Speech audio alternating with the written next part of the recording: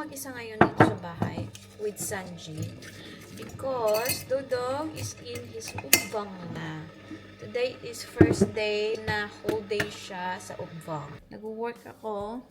8 hours ang work ko today and after that, susunduin ko lang mag-isa si Dudong kasi late uuwi si Devin ngayon. So, depende sa kanya.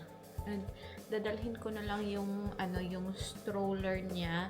Tapos ako na lang magsusundo kasi late ang uwi ni Devin yun 6. Tapos hanggang 6 din naman yung ufbang ni Dudong kaso sobrang late. Ang sad ni Dudong naghihintay doon. Iinom lang ako ng aking coffee. Kasi inaantok ako. Ilang oras pa lang ako nag-work, inaantok na ako. Plano ko mamaya is ilakad ko siya mamaya. Maglalabas kami mamaya. 2. Pero mamaya na, mga 12. 10 pa naman. Almost 11. So, later. Kailangan ko ng konting sugar. Kasi inaantok talaga ako habang nag-work ako, naboboard ako. Ito ng kasi. Ito lang kainin ko lang. Paano ba ito? Maaga kami nagising kanina ni paring Devin. Mga 6 AM ata kaming nagising kanina. Dahil maaga din kaming natulog kagabi. Ba to? Palipat-lipat naman tong ko, camera ko. Maaga kaming natulog kagabi, guys. Inaantok ako. Ay, ako lang pala ang maaga natulog. Si Devin, almost 12 na siya natulog kagabi. Bahala siya. Hindi ko na siya hintay kasi naglalaro siya ng meron kasi siyang new game, guys. Tapos, ako hindi ko siya ma-wait. Kasi, pag inaantok na ako, ayokong hintayin siya. Kasi, pag, difficult night with Kai, ako lang naman ang nag-aalaga kay Dudong kasi si Dudong ayaw namang lumapit sa kanya. Tulog na ako, mga, na yun, 9. Tulog na ako, pumunta na ako sa bed around 9. Tapos nagising ako kanina around 6 AM. Tapos naman kami, nag-cuddle-cuddle, plus roar in the morning. O, diba? Kamasundan pa si Dudong. Patayin ko ang lights, guys. Kasi ang laki ng ang laki ng aming bill sa kuryente last month. Alam nyo ba, ang bill namin sa kuryente last month is umabot ng 125 euro. And last December as well, ang laki ng aming kuryente na hinayaran. 150 last December at January 125.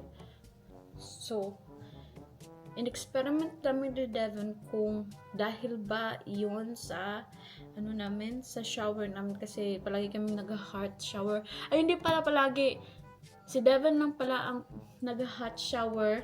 Ako, alam niyo naman ako, once a week lang ako naliligo pag winter. Si Devin lang naman ang nag-hot shower ng taga. So, mag-e-experiment kami. Hindi na kami, aabot ng 30 minutes mag-shower.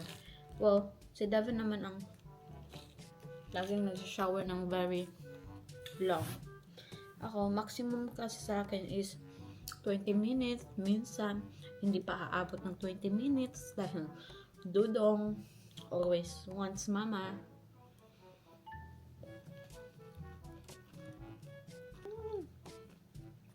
Ang sarap talaga nito, guys.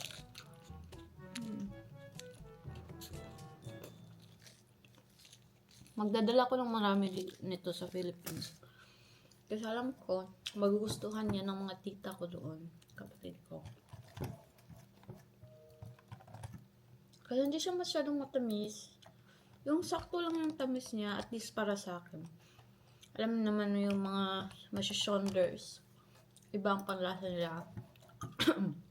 Namimiss ko na si Dudong and meron akong update. Meron kasing dito, guys, apps na for parents na sinesend nila pag nagtatanong ka, parang app siya, parang WhatsApp, ganoon. Ayan si Dudong. This is today, kumakain siya ng apple. So, grabe naman yung upuan nila. Oy, ang liit naman. So, ang comfortable naman ni Dudong. Ayan. Diba? Just that's for today. And ipapakita ko ang outfit ni Dudong. Ayan yung outfit niya today. Diba? Ang cute. Naka-sneakers pa yan. Naka-Puma sneakers. Ano tawag niya? Basta ganyan. Maganda yan. Yan. Tapos, last nung nag-intake siya, ito yung pictures. Dami na sinend na picture. Ayan. Zoom nga natin yan. Diba? Dami lang sinend. Tapos, meron ding mga update. Ayan. Yan yung mga update. Yung mga pwede mo silang tatanungin. Ayan. You can even call them. Diba? Ang ganda. Kaya, very, yung feeling ko, very gaan na iniwan ko si Dudong dun. Yung parang hindi ka nanghihinayang na si Dudong dun. Marami kasi siyang kalaro. Tapos may kaedad siya isa. Which is yung oma niya is katrabaho namin. So, ayun. Ayun. Namimiss ko si Dudong. Are you going to the oven? Bye-bye. Agno. Hi. Hi. Yes. Oh, muy clothes. Hi. Yan yung video niya kanina. Nagising siya, sobrang happy pagkagising niya. As in. Si Dodong, ang talaga ni Dodong, kanina ang ingay namin ng papa niya kasi nagpe-prepare kami, nagchichikahan kami. Tulog pa rin siya. Tansya na kayo sa mug ko guys ha. Pikachu to na natanggal na yung mga print. Favorite ko kasi tong Favorite ko kasi tong mug. Kaya mga twice or 3 times a day siyang nagagamit. This month is gonna be expensive kasi magbabayad ako ng food for Kai's birthday. Alam niyo na, malapit ang birthday ni Dudong. His birthday is in 2 months from now. And nag-order na ako ng mga Filipino food kasi kailangan ko siyang i-order. Baka ma-fully book yung in-orderan ko ng pagkain. Madami pa namang nagpapaluto sa kanya. Madami ding bisita si Devin guys sa birthday ni Dudong. Alamig. So, papunta ako ngayon sa Albert Heijn guys kasi bibili ako ng pang dinner namin. Nakalimutan ko kasing maglabas ng chicken. So, kuha ko ng chicken.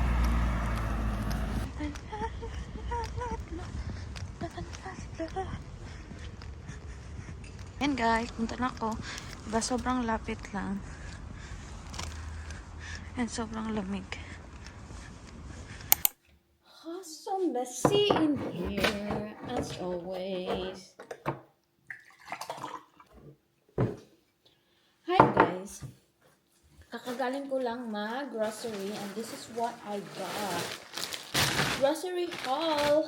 I got some fries, spinaci, kid filet, this is scarrel. I got some avocado for Dodong and some lungkol and broccoli, cauliflower and broccoli, and some tuna. Is it tuna? Yeah. And you know how much this is? All of this 1, 2, 3, 4, 5 products. It's 20 euro.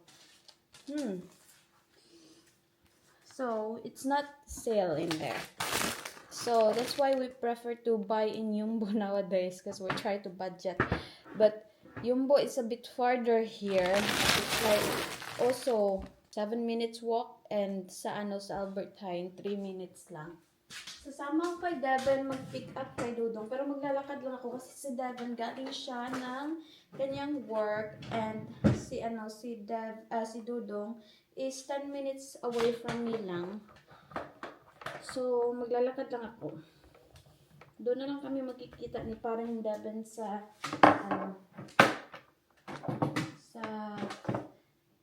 pinaroonan ni Dudong. Ang kalat naman dito, oy. Tapos ko lang mag-work din, guys. Hanggang 4:30 lang ako nag-work ngayon. Ganito, guys, yung parang update nila. Yung parang nag-aano sila kung ano yung ginawa ni Kai. So, ito yun. Goedemorgen, lieve Kai. Wat fijn dat je bent vandaag.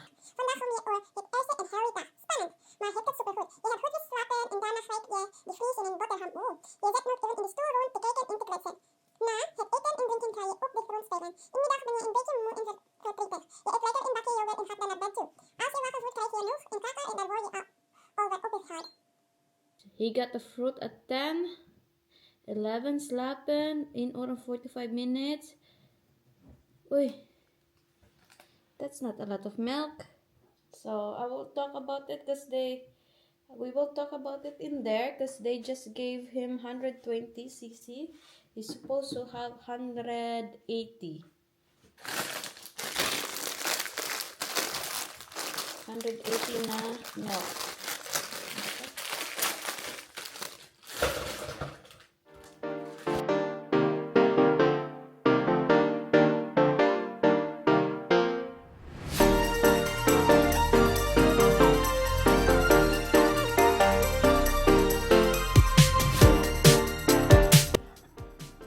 Wala akong egg. Ubos ng egg namin dito sa bahay.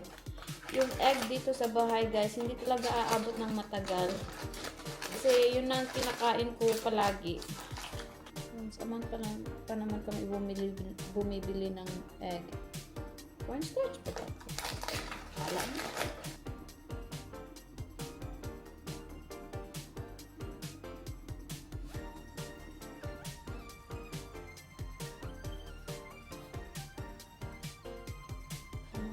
Wala akong egg eh.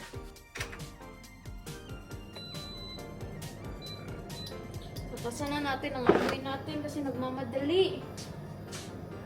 Diba? Buti na lang. Meron akong leftover na oil. Ano pa to? No, nakaraan pa to. Dalawang gamit pa naman. Pangatlo na ngayon. So, okay pa. Bibili nga ako ng yung lagayan ng used oil. Yung parang may filter.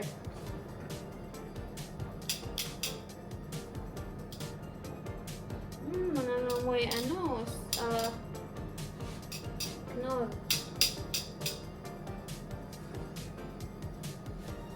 Sanji! Bukatet, Sanji! 5:17. So, kaya pa. Tagal Mars! Meron pa akong ampalaya nung niluto ko kanina. Sobrang alat pa ng pagkagawa ko. Hindi pa natansya. Nagmamadali kasi kanina. Kasi madaming tinapos na trabaho. Ayan tuloy. Hello guys! Andito na si Dudong. And it's already 7 na. Mag-8 na. Kasi nag-chill muna ako kanina dahil napagod ako today. Si Dudong guys, madami siyang scratches sa kanyang mukha. Dahil nahulog siya sa nahulog siya doon. Sabi nila, gustong-gusto daw ni Dudong mag-climb. Ayun, baka yun yung rason bakit siya madaming scratches. Next time, hindi ko na lang hintayin si Devin. Ako na lang ang mag-pick up kay Dudong doon bukas. Or sa next time na pupunta siya doon. Kasi, naawa ko kanina kay Dudong. Siya na lang mag-isa doon. Kasama yung mga nagbabantay. Tapos, ito pa tignan yung lips ko guys. Pa kasi nauntog ako. Sa ni Dudong, sa ulo ni Dudong. Kawawa yung baby ko. Ang dami niyang pinagdaanan today. Plus, nauntog pa siya sa lips ng mama niya. Si David. Siya sana yung ano ko, ipawa-wipe kay Dudong. Ipapawipe. Oh, what do you call that one? Siya ang inutusan ko na kung pwede i-wipe niya si Dudong dahil my crumbs is hurting. Pero ginawa ko na lang para tapos na matulog na si Dudong kasi mag-8 na oh. 8 na nga. 8:22 na.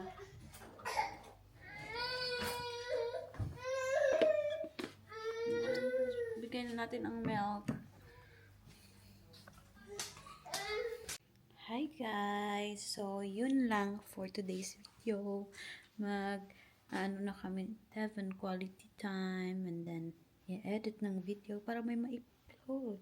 So, good night guys! Thank you for watching!